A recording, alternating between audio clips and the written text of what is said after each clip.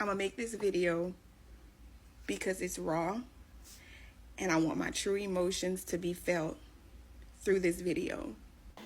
We know that having children is very stressful, is a taxing work. Being a mom is one of the hardest job ever.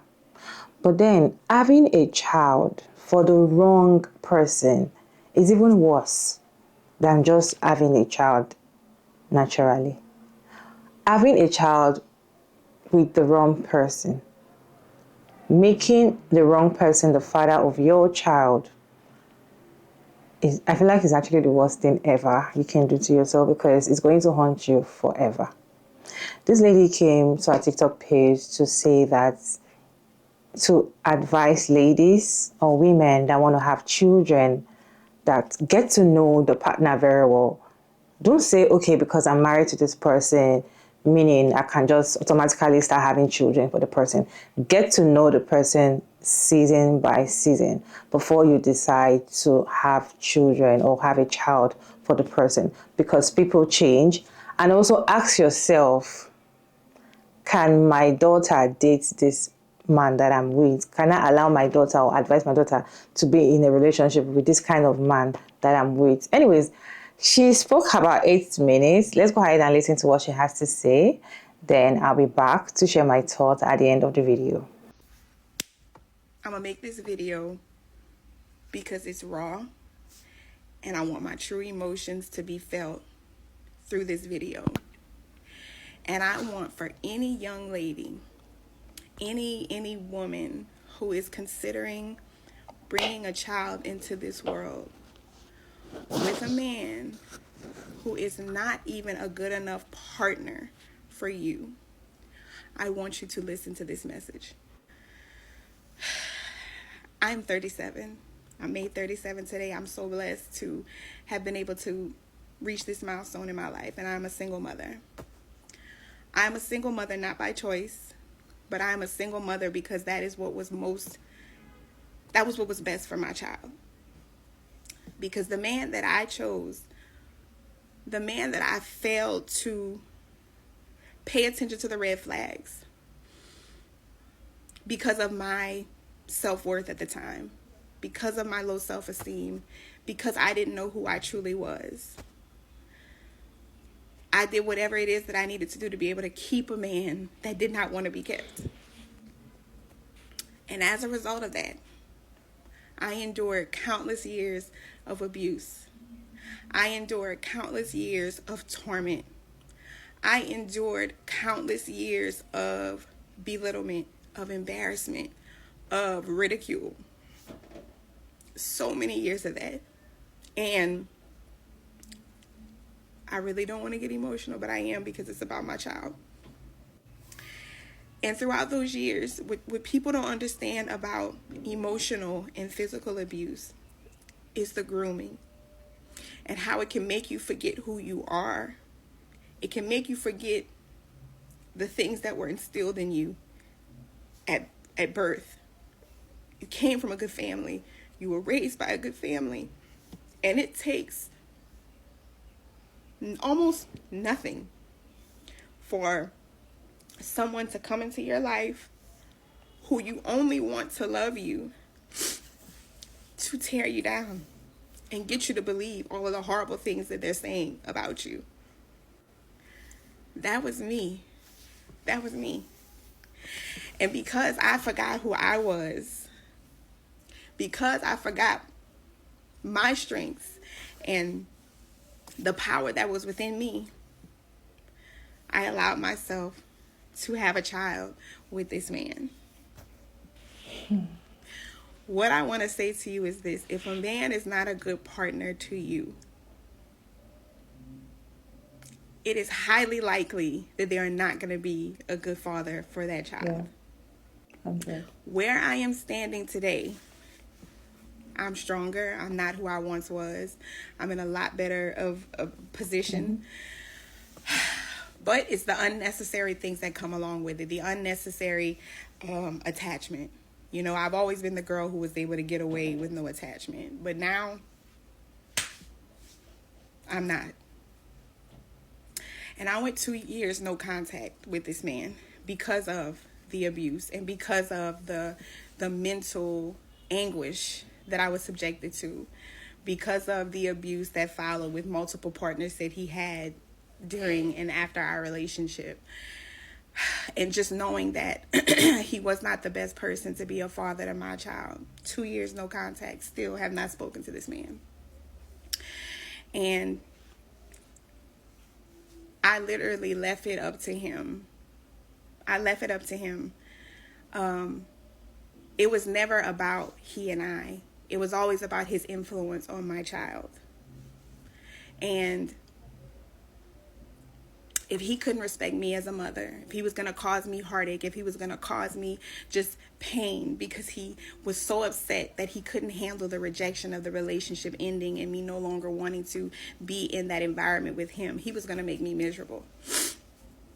So I cut off all contact. I didn't want my daughter to be influenced by that because I've witnessed what he's done and his influence on his other kids. And I said, not this child. Mm-hmm. So today, or for the past couple of days, he's been calling my mom's phone to talk to my daughter, which I never had any issue with as long as he was respectful. But because there have been numerous incidences where he's put himself in harm's way, he's created dangerous environments and in situations that I didn't trust my child being with him. You take the moments of speaking with your daughter and you're going to squeeze in there that I'm going to get visitation. See, that's not a conversation that you need to be having with a child.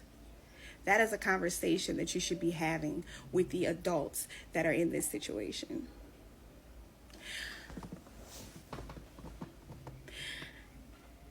Before I close this out, I just want to say I'm going to fight tooth and nail to protect my daughter. With everything in me, I will fight until I have nothing left, until I have no breath in me to fight.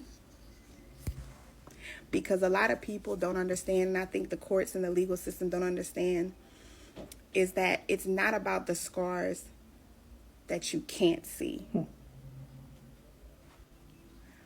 What the legal system doesn't understand is that it's more so about the scars that you can't see. And the habits and behaviors that we house and that are planted in the minds of children at a young age that force them to be adults that we are ashamed of. I'm not going to allow that. And I'm not going to allow for anyone to dictate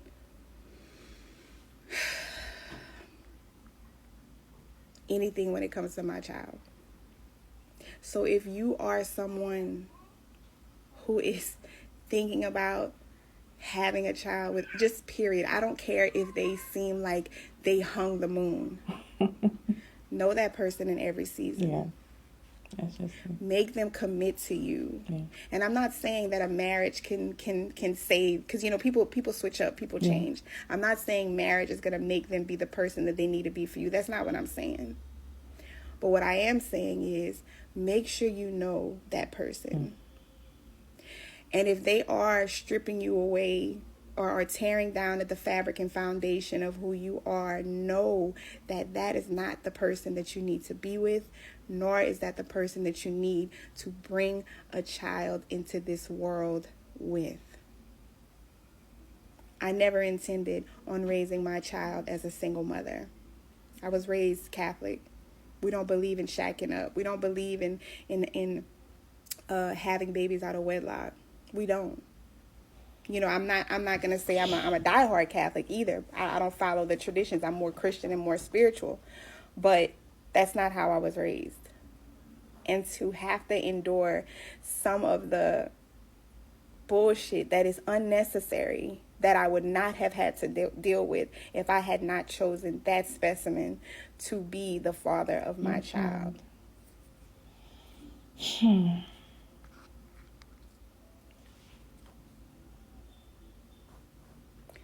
I would have much rather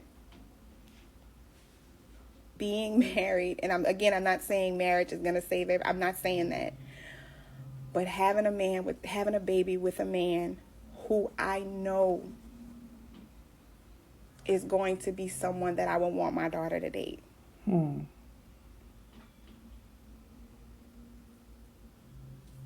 I know it's a long message, but hopefully it reaches the right audience. You all, as I said, having children or having a child is one of the hardest. I know people say it's a blessing, but there's a but. It's stressful. You have to put in a lot of work. You have to do so many things. Now doing it with the wrong person. When we say wrong person, the person that you thought you're supposed to be in this together, the person that was supposed to support you, the father of your child. When you're supposed to do these things together with them and you end up doing it alone, or situation change, or these people change and everything just have to start handling these things yourself, it end up being the wrong person. And again, you wouldn't know if somebody is the wrong person 100. That is why it's advisable to at least be in a relationship with someone at least for a while, not so long. Not like, I'm not saying 2 years, get to know the person very well, not just knowing the person for a month. Some people get married to people for 3 months. They be like, oh, the man knows what he wants. He has told me he wants to marry me. So what am I waiting for? They just go ahead and start the wedding process and everything. And I just feel like that is too early. For the first 6 months, I feel like it's too early for you to get to know somebody very well. I know that you cannot get to know somebody very well. They will pretend. A lot of people see, when it comes to men, they're very manipulative and they can pretend so much, but at least you tried to get to know them for a particular period of time. And again, marriage changes people. Men change during marriage. The way they treat you before you were married is different from the way they will treat you when they have you, when they've gotten you into their house. Like, when you are now their property, because when it comes to marriage, men see women as property, as their slaves. Most of them just see them as, oh, I have you now. You are now my person. Like, you know what I mean? So there's a different way they treat you when it comes to that. But then I believe that there are some red flags that you might have ignored when you were dating the person. There's some red flags that you might have be like, I think I can handle this. I think I can handle this. Or it's not that bad. It's not that bad. Or it's not that bad.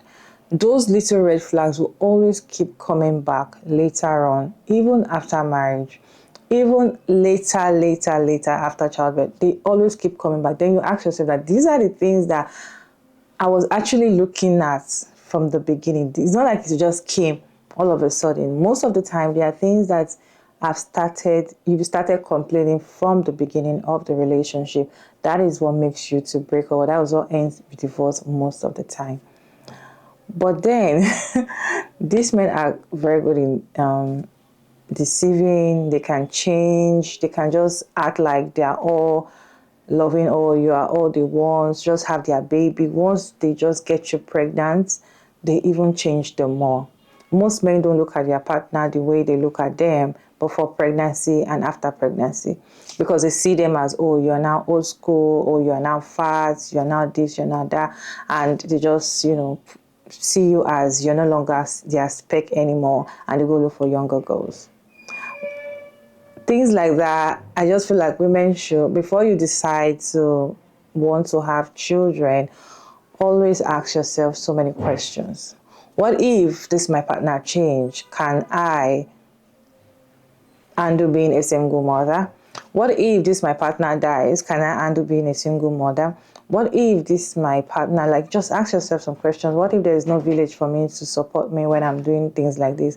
Can I handle being a single mother? These are the questions you should ask yourself, so that when this situation comes, you don't act surprised and you can handle it yourself. But most of the time, women are always very delusional and they just feel like, my partner can never do this. He can never leave me.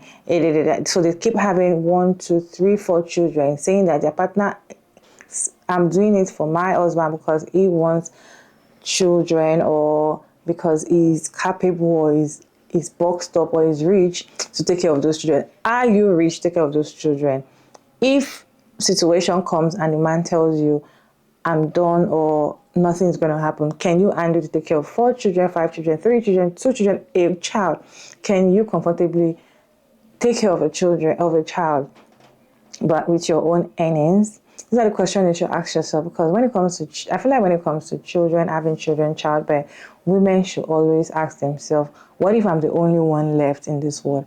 Can I handle this child? What if there's nobody around me?